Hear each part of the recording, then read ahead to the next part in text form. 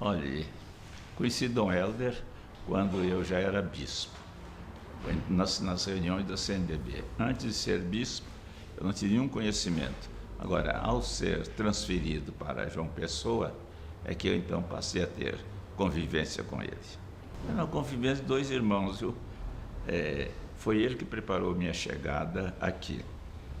Eu ia direto para João Pessoa, mas ele fez questão de eu parar aqui no Recife, preparou um banquete para mim e trouxe todo o pessoal que trabalhava no regional, para que eu pudesse conhecer, já que eu estava entrando no regional, para que eu pudesse conhecer aquela equipe.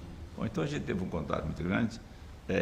Menina, foi a primeira vez na vida que eu comi lagosta. Eu, sendo lá de Minas Gerais, nem sabia o que era. Aqui até lagosta tinha na refeição que Dom Helder preparou. Depois de tudo isso, ele foi me levar em João Pessoa. E lá ele já tinha feito uma apresentação, aí ele estava foi fazer companhia, não é? E apresentar aquele que eu tinha dito. Vocês vão ter um bispo negrinho. Quando eu cheguei, o pessoal disse, mas não é tanto assim não. Olha, eu era o vizinho mais próximo de Dom Helder. Mesmo aqui no Pernambuco, não tinha ninguém que fosse mais próximo do que João Pessoa e Recife.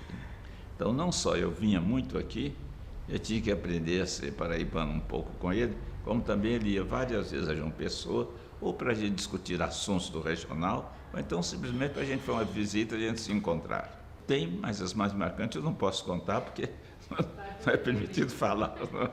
Não é porque seja segredo, não. Porque algumas coisas são muito íntimas, então as pessoas ficariam até um tanto estranhas de a gente dizer essas coisas. Mas Dom Helder, por exemplo, era um homem de uma presença de espírito muito grande, né? Então ele sabia, naquelas diversas situações, levar a coisa em brincadeira, não é? E fazer assim. Mas aí então, um daqueles políticos veio visitar Dom Helder. Começaram a conversar, daí aquele político começa a falar mal de outro político que era do outro partido, né? Dom Helder baixou a cabeça, falou assim. Você perguntou, o senhor não está se sentindo bem, não? Não, estou não. O que houve, Dom Helder? Você está falando mal de meu irmão?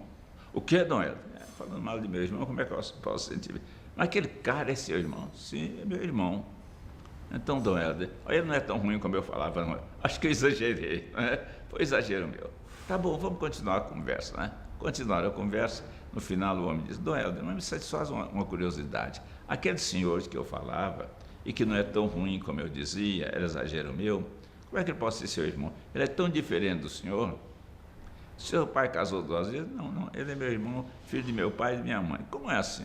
Olha, o pai dele é meu pai, é o pai do céu. A mãe dele é minha mãe, a Virgem Maria. Né? Pronto. Ele sabia sempre se sair assim. Quando Dom Helder sucedeu a Dom Cardoso, o pessoal explorava muito, né? Porque os dois, muito bons, mas um é diferente do outro. Dom Helder é muito mais um profeta.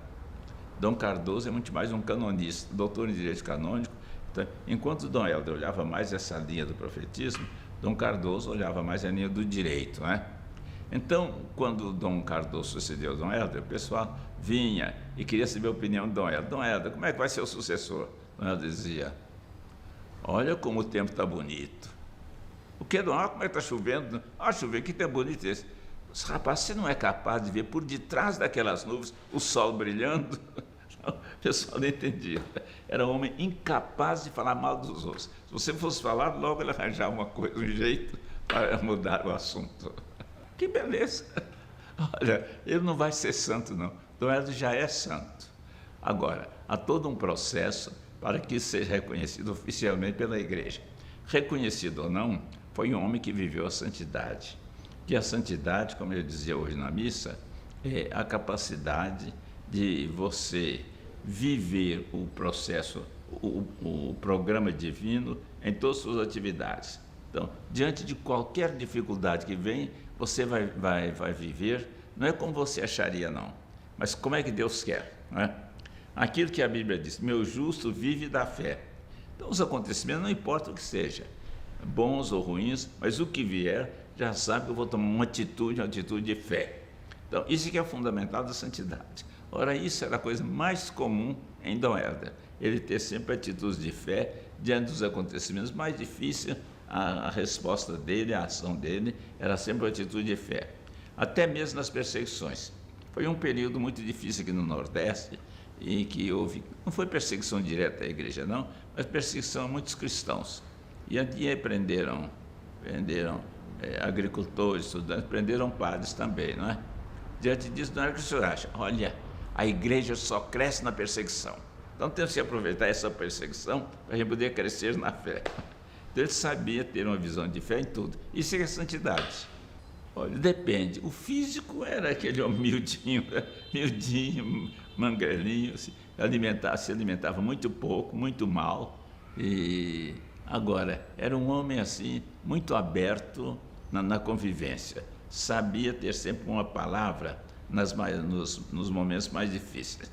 No nosso regional, Dom Helder era o presidente. Nunca presidiu uma sessão.